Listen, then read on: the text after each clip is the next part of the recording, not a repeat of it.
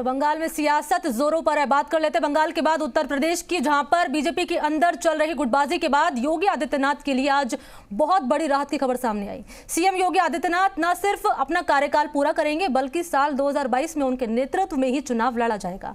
योगी आदित्यनाथ को साल 2022 विधानसभा चुनाव का चेहरा क्यों बनाया गया है, हमारी रिपोर्ट देखिए।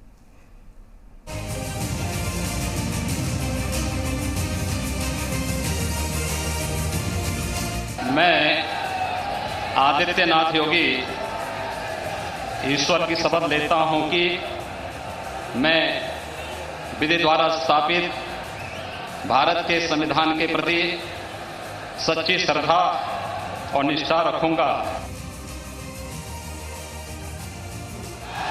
भारत माता की जय श्री राम, जय जय श्री राम।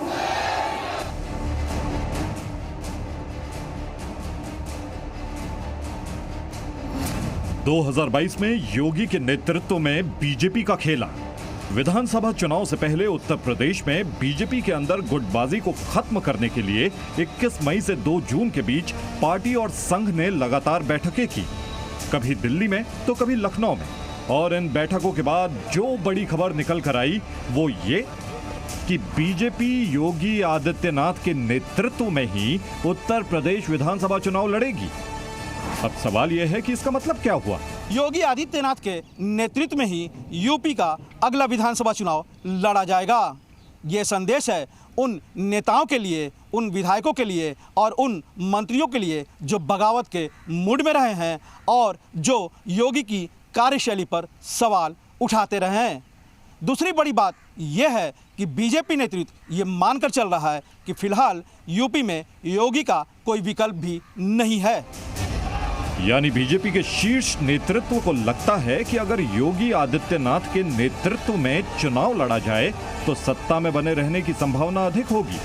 और ऐसा इसलिए है क्योंकि योगी आदित्यनाथ बीते 4 सालों में प्रधानमंत्री नरेंद्र मोदी और केंद्रीय गृह मंत्री अमित शाह के बाद बीजेपी के सबसे लोकप्रिय नेता के तौर पर उभरे हैं। दूसरी बड़ी बात है उनकी हिंदुत्व की छवि। तीसरी बड़ी बात यह है कि सीएम योगी पर अब तक भ्रष्टाचार के आरोप नहीं लगे हैं। और चौथी बड़ी बात है कोविड काल में दूसरे राज्यों के मुकाबले योगी सरकार का बेहतर प्रदर्शन, जिसकी तारीफ प्रधानमंत्री नरेंद्र मोदी भी कर चुके हैं।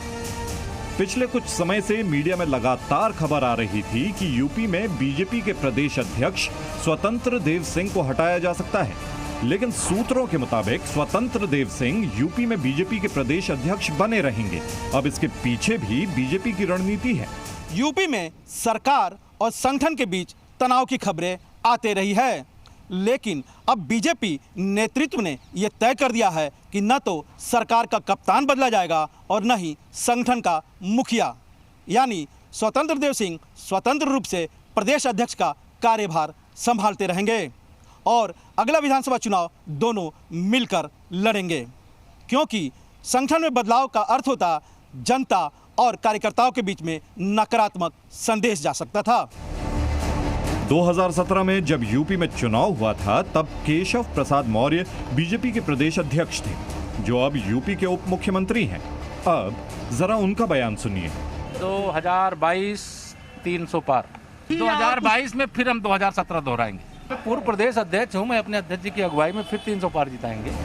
सत्ता और संगठन के कप्तानों की कुर्सी सही सलामत है, लेकिन कई मंत्रियों की कुर्सी या तो जा सकती है या बदली जा सकती है। सूत्रों के मुताबिक योगी मंत्रिमंडल में बड़े बदलाव की तैयारी चल रही है और इस महीने के अंत तक मंत्रिमंडल में बदलाव की संभावना है। माना जा रहा है कि प्रधानमंत्री नरेंद्र मोदी के भरोसेमंद अधिकारी रहे ए.के. शर्मा को योगी मंत्रिमंडल में बड़ी जिम्मेदारी दी जा सकती है। रविंद्र कुमार, जी मीडिया, दिल्ली।